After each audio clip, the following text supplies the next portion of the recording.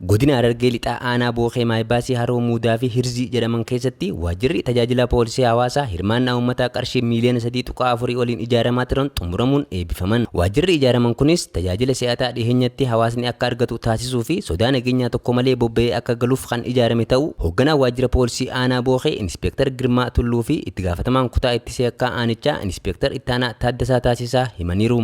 Tajaajila uummataadhaaf dhiheenyatti uummanni baasii tokkoo fi sodaa yaaddoo nageenyaa tokko malee akka jiraatuuf waajjirri kun asitti akka ijaaramu taasisne jechuudha hirmaannaa uummataatiin. Keessayyuu uummata keessatti koreelee adda addaa leenjisneerra. Koree gaachana sirnaa, koree gorsituu alabaa, koree paatroolii leenjisnee leenjiin kun amma lafa qabatee hundi qayeessaa eeggachaa jira. Ana abbaa nageenya poolisii malee nutillee abbaa nageenyatti jechaa jira uummanni keenya. Kanarraa dhaabbannee akka aanaa Bookeetti amma yeroo ammaa yaaddoon nageenyaa nuti qabnu hin jiru. Diinni aanaa keenya keessa socho'us hin jiru. Kanaaf qindoomina uummata keenya wajjin qabnu biraa ka'ee karaa gaariidhaan hojii nageenyaa gaggeessaa jirra. Uummata keenya kanaan dura baasii adda addaatiif saaxilamaa ture. Ammas immoo maayibaasii isaa irratti kaka'umsa isaatiin qarshii isaatiin kiisii isaa keessaa baasee nus immoo tajaajila si'ataa ta'e uummata kanaaf kennuudhaaf kan duraa caalaa daran uummata keenya tajaajila gahaa akka inni nurraa argatu waan baasii san baasisne araddaa irra jiru irratti akka inni deebii gahaa poolisii keenya irraa argatuu fi kanaaf tajaajila si'ataa akka isaaf kenninuu fi qophii guddaa qabaa jedhee yaada. Sirna eebbaa kana irratti kan argaman itti gaafatamaan kutaa olaanaa ittisa yakkaa qajeelcha poolisii godina Harargee lixaa Koomaandar Tasammaa Nyaaphoo fi itti gaafatamaan waajjira paartii badhaadhinaa aanaa Booqee obbo Ibrahim Adam waajjirri kun kan qaamoleen nageenyaa qindoomuun yakkoota garaagaraa ittiin ittisan ta'uu yaadachiisuun nageenya waaraa aanichatti argame itti fufsiisuuf akkuma kanaan duraatti qaamolee nageenyaa waliin tumsuu akka qaban dhaamaniiru. Qaamoleen nageenyaa iddoo kanarra madame miseensa poolisii, milishaa bal'aa, gaachana sirnaa iddoo itti nageenyaaf mari'atan yakkoota ajjeechaa, yakkoota dirqisiisanii gudeeduu, yakkoota hannaa, yakkoota daa'imman irratti uumamu kan irratti mariidhaan balaaleffachuudhaan hambisu ta'uu isaati dagachuun qabaannu.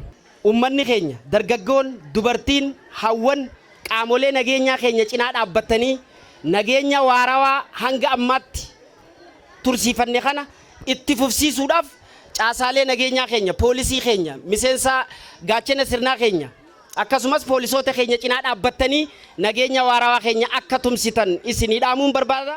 Hoogganaa waajjira poolisii aanaa Booqee Inspektar Girmaa Tulluu fi itti gaafatamaan kutaa tajaajila poolisii hawaasaa qajeelcha poolisii godina Harargee lixaa Inspektar Ittaanaa Asladdiin Ahmad hawaasa baasii fi humna isaatiin waajjira ijaaree isaaniif kenne galateeffachuun tajaajila qulqulluu fi si'ataa kennuuf waadaa galaniiru. Hojii nageenyaa abbaan nuyi jettanii halkanii guyyaa qaamaanis humna teessaniinis birri qabeenya qabdaniinis waan hundaanuu cinaa dhaabbattanii sadarkaa kanaan geessanii akkanatti bareeffattanii guyyaa har'aa kanaa ga'uu geessaniif yeroo takka hawaasa naannoo kanaatiif amilee na barbaachisa.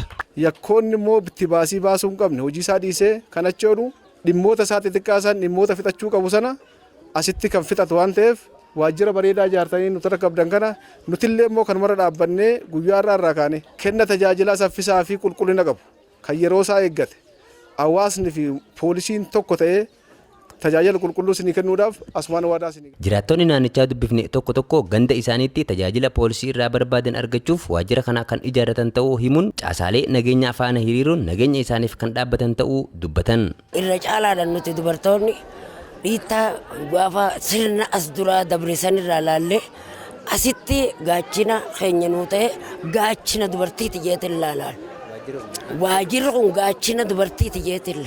Magaalaa Bookeetti qo'asee kaanii dhaquun qarshii 50 nama feesisa. Lafaatii kana jalaa bahuudhaaf ganda dhiyoodhatti rakkoon keenya akka hiikkatu jenne dirqama tokko malee rakkoo teenya akka dhiyootti hiikkannuuf fedhii teenyan jaaranne jechuudha. Nageenyi yoo kabooroo taate eenyu miidhaseeti dubartoota fi maatii harka qalleeyyii nama gurguddaa qe'ee keessaa deemuun tol nageenyi waan kana miidhuuf nuti nageenya keenya humna gartee godhannee isaaniif gaachina taane nuti isaan dura biyya teenyaaf gaachina ta'uudha qabnaa.